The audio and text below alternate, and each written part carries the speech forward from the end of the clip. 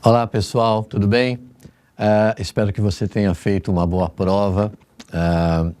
Essa prova da GV desse semestre você não pode considerar uma prova fácil, mas evidentemente também não foi uma prova com grandes dificuldades em que você talvez tivesse problemas em interpretação ou para conseguir resolver uma questão ou outra, não é?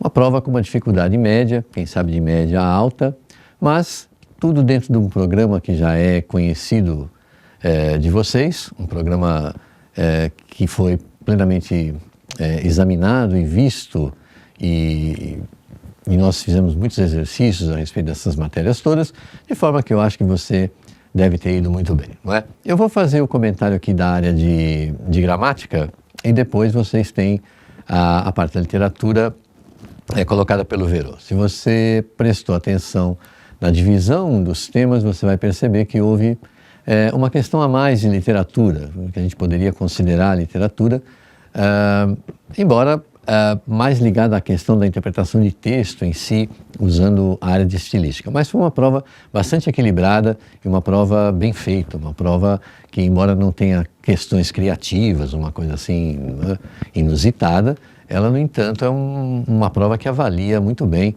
os conhecimentos do tipo de aluno que a GV pretende selecionar, não é? Eu vou começar, então, falando aqui desse primeiro texto, que era para as questões 16 e 17, que o nome é 10ª Festa à Fantasia. Ora, nesse texto você vai ver aí, está aí no seu quadro, né? Advogados viram gangsters, empresários viram vampiros, médicas viram feiticeiras, professoras viram bruxas. Deixa o preconceito de lado e escolha quem você quer ser. Uma noite onde ninguém é o que parece ser. Bom, o texto é um texto adaptado de um folheto de propaganda, segundo a própria referência aqui. E a primeira das questões, ela começa da seguinte maneira. Tomadas as sugestões de fantasias como não aleatórias, isto é, como não resultantes do acaso, pode-se entender a frase deixa o preconceito de lado como uma, e aí a questão versava, como você deve ter visto, sobre uma figura de linguagem, não é? E tínhamos aqui algumas opções, como a hipérbole, a metonímia, a alegoria, etc. E a questão pedia que você examinasse sob um determinado ponto de vista. Que ponto de vista era esse? Que a escolha da profissão ou da ocupação e o símbolo que a representaria, eles não são aleatórios, quer dizer, isso aqui é feito de propósito. Ou seja, advogado virar gangster, dá a impressão que você está tratando o advogado por um bandido, não é? Empresários viram vampiros, quer dizer, um indivíduo que age com a vontade de sugar o sangue do cliente, etc. e tal. Médicas virando feiticeiras, professoras virando... Ou seja, isso aqui é proposital. Ora, se isso for proposital, ou seja, não aleatório, na frase deixa o preconceito de lado, você tem claramente aqui uma ironia, né? Essa é a resposta certa para essa questão. É uma ironia, porque se você classifica já de forma preconceituosa, né, os empresários, os advogados, os médicos, as professoras, é claro que quando você pede para deixar o preconceito de lado, você está sendo irônico, ok? Na sequência, você tem aí, destes comentários sobre aspectos linguísticos do texto, o único correto é... E havia aqui uma série de comentários, né, que misturavam temas. Aqui você tem regência, você tem a parte de crase, que aliás é uma área da regência, a concordância, formação de palavras na forma ortográfica e etc. Bom, a resposta correta, né, é aquela que diz que o uso de onde na última frase não é o mais adequado, segundo a norma culta. Ora, se você der uma olhadinha no texto, você voltar aí um pouquinho, você vai perceber o seguinte, ó, a última frase do texto diz: uma noite onde ninguém é o que parece ser. Ora, uma noite onde deveria ser uma noite em que, ou uma noite na qual. Onde é principalmente um pronome que se refere, no caso aí ele é um pronome relativo, que se refere a lugar. e não a uma parte do dia, vamos dizer assim, como é o caso de noite, ok? Nas demais, você tem aqui afirmações incoerentes a respeito de crase, a respeito das terminações, mas a letra D, por exemplo, que trazia aqui que a forma verbal, eu estou falando da prova A, tá certo? Que trazia a forma verbal deixa estar na terceira pessoa, pois concorda com o pronome você. Não, na verdade, eu deixo, tu deixas, o imperativo você passa o tu e o vós, né, para a forma imperativa afirmativa, tirando o S. Então, é deixa tu, não é deixa você. Isso aqui ela se refere a tu e não a você, né? Embora você seja uma segunda pessoa, que a gente chama de uma segunda pessoa que é importada, vamos dizer assim, porque você é um receptor, não é? Mas na verdade o verbo está flexionado com a segunda pessoa, que é tu. Então, essa daí, neste folheto da A, ficaria com a alternativa E de elefante, né? O uso de onde na última frase não é o mais adequado, segundo a norma culta. Perfeito. Bom, na sequência, você tem aí um texto que falava da defesa dos adjetivos. Olha, muitas vezes durante as aulas a gente comentou sobre essa relação que você tem entre os termos, né, entre as classes gramaticais. E uma das mais interessantes é dos adjetivos com os substantivos, porque a partir daí a possibilidade de efeitos expressivos é muito grande, não é? Se você coloca, por exemplo, o adjetivo antes do substantivo ou depois do substantivo, isso já dá uma conotação diferente àquilo que você quer dizer e tal. E o que acontece aqui é exatamente isso, quer dizer, o autor defende os adjetivos ao dizer que os adjetivos é que são responsáveis pela individualidade, quer dizer, né? Pelas coisas que são características ou específicas. Se você deixa apenas no nível dos substantivos, né? Ou então no nível da flecha dinâmica do verbo, né? Que é usado sempre com uma direção específica, né? O que você vai ter aqui é que a defesa do adjetivo ela é dada exatamente nesse aspecto de você dizer, olha, use os adjetivos porque eles vão proporcionar a você uma espécie de melhoria do seu estilo, você vai ser mais específico ou coisa parecida, não é? Bom, na questão 18, você tinha lá, tendo em vista a principal função atribuída aos adjetivos pelo cronista, pode-se concluir que o valor cultivado pelos países totalitários mencionados no texto, ora, se você voltar ali ao texto, você vai perceber que no segundo parágrafo ele diz: substantivos e verbos bastam apenas a soldados e líderes de países totalitários. É engraçado você fazer uma referência aqui, não é, com o soldado, o país totalitário, e a alternativa dessa questão que fala exatamente de uniformidade, né? A questão do uniforme, a questão do tudo igual. E é exatamente esse um tipo de metáfora que ele usa para falar do substantivo, né? Da uniformidade.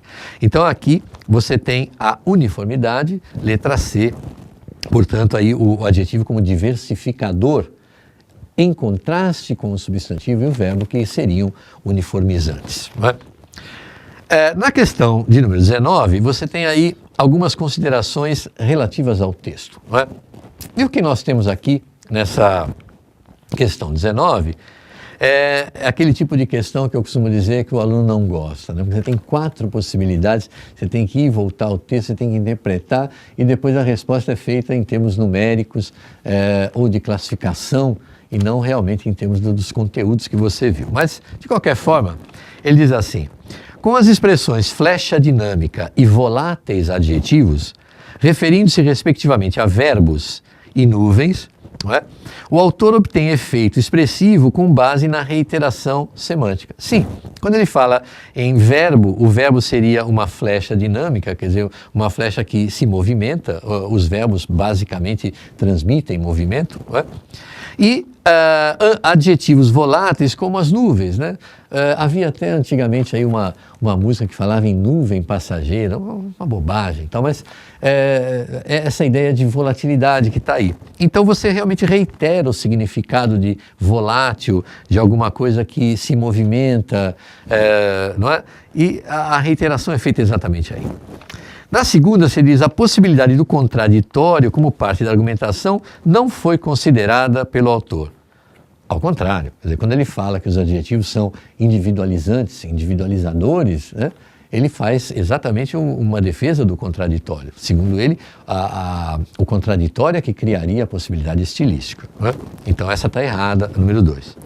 Na afirmação de que o adjetivo pode ser esquecido ou corrente, está pressuposta a variação histórica da língua. Sim, está mais presente, menos presente, ter sido esquecido ou não, você só consegue ver numa linha, né, temporal de uso e de variação da língua. Então está correta essa daí. A estrutura sintática do texto possui tanto frases nominais e períodos simples, quanto orações coordenadas e subordinadas. Está correta? Eu selecionei aqui algumas dessas expressões que a gente diria que são frases nominais. Se você está lembrado, uma frase nominal é uma frase que não tem verbo, né? Ela tem um significado, mas ela não tem verbo. Então você tem aqui, por exemplo, vida longa ou adjetivo, pequeno ou grande, esquecido ou corrente, que são exemplos de frases nominais. Depois, período simples tem vários, ou seja, basta você escolher qualquer frase aqui que tenha só um verbo, né? Veja, muitas vezes nos mandam cortar nossos adjetivos, aí você diz, o bom estilo, conforme dizem, sobrevive, né? E tem substantivos e verbos bastam apenas a soldados e tal, o adjetivo é imprescindível. Então você tem aqui forma simples, período simples. A maioria dessas orações é coordenada, como você vai perceber, ligadas apenas por sinais de pontuação, e você tem uma ou outra oração aqui que é subordinada. Por exemplo, maleável, adjetivo que repousa delicadamente, tal, o qual repousa é uma subordinada adjetiva, e cuido para que elas e tal, você tem aqui uma subordinada adverbial final. Então tem tudo aí que foi citado. Essa daí ficaria com a alternativa que traz a 1, a 3 e a 4. No caso aqui da A, você fica com a alternativa E. Legal? Bom, a próxima questão já vai falar de um texto do Afrânio Coutinho, que faz referência aqui a essa ideia de que as letras são um mero júbilo, uma mera diversão para o homem, uma vez que o que importa realmente é uma outra coisa, são as coisas mais exatas, as coisas que valem a pena. Ora, defender um argumento desse tipo, e não é o caso do Afrânio, pelo contrário, ele faz exatamente o contrário, né?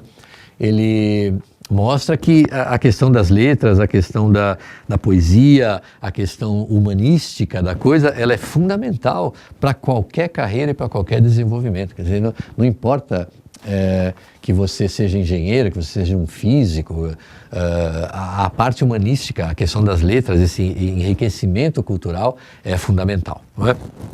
Ora, na questão de número 21, você tem aí o trecho, ainda que sob ângulos diversos, introduz uma ideia de teor. Ora, nós falamos a respeito dos chamados marcadores sintáticos semânticos, né? Que são os elementos que mostram para você que tipo de oração você tem e que tipo de relação sintático-semântica você tem ali, né? Que tipo de construção leva você a determinado significado. Ora, uma das coisas que você deve descobrir sempre são os conectivos, quer dizer, os elementos que são os marcadores, são chamados elementos coesivos, não é? Aqui você tem um ainda que é sinônimo de embora, né? E a gente sabe que isso introduz uma cláusula com teor concessivo, é uma subordinada adverbial concessiva. Portanto, ficaríamos aqui com a letra A. Ora, na questão de número 22, uma questão sobre formação de palavras e a velha parassíntese, né? A velha parassíntese, que seria a colocação de um prefixo e de um sufixo ao mesmo tempo em um radical ou raiz, não é? Ora, a única diferença é que se você colocar um prefixo e um sufixo e quiser chamar de parassíntese, se você tirar o prefixo ou o sufixo, ela perde o significado. Então, evidentemente, se você retirar o prefixo de uma palavra ou o sufixo, desde que ela seja feita pelos dois, você não pode tirar isso se for parassíntese, porque perde o sentido. Por exemplo, você pega aí a palavra anoitecer, né? E você tem noite, que é a raiz ou radical.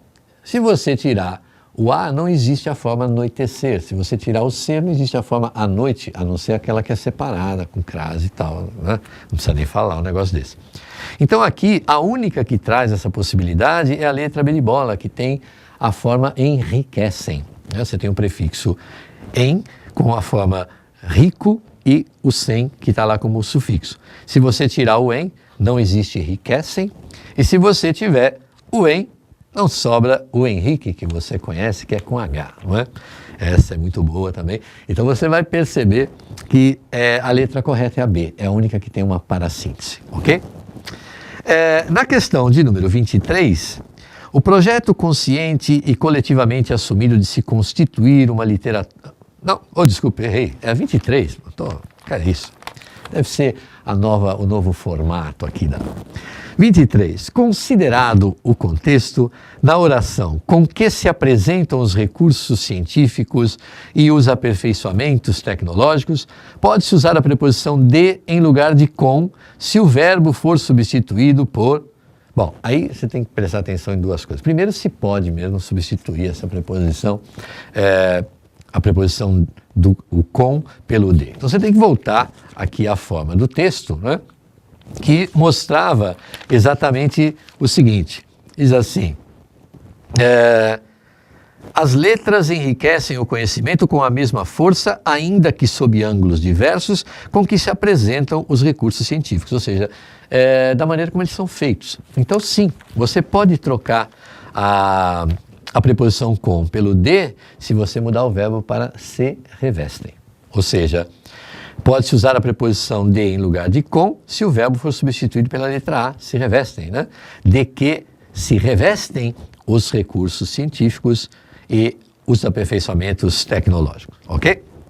Bom, eu vou agora passar, evidentemente, para uma outra questão, que também não tem a ver com literatura, o Verô vai falar isso para você, que é exatamente a questão de número 28, né? E essa questão de número 28, ela vai falar aqui sobre o capítulo do Memórias Póstumas de Brás Cubas, não é? Que fala da entrada, exatamente do início, né? Por algum tempo hesitei se devia abrir essas memórias, tal, que é o início do Memórias Póstumas de Brás Cubas. É muito famoso o texto e isso foi visto muitas vezes também. E aqui a questão é uma questão que trabalha a estrutura do texto. Ora, a questão anterior, ela trabalha algo como em torno da percepção que você tem do narrador, mas essa daqui trabalha a questão do efeito expressivo, né, que é conseguido pelo fato de o narrador exagerar em alguma coisa aqui.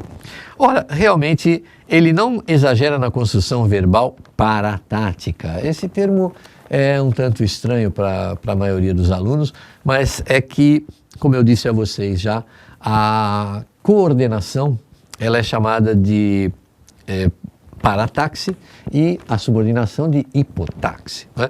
Então, quando você fala em construção verbal paratática, é uma coisa meio estranha, não tem nada a ver isso aí. Estruturação argumentativa antitética. Sim, ele trabalha basicamente com antíteses, né? No momento em que ele diz que o uso vulgar seria começar pelo nascimento, ele vai começar pela morte.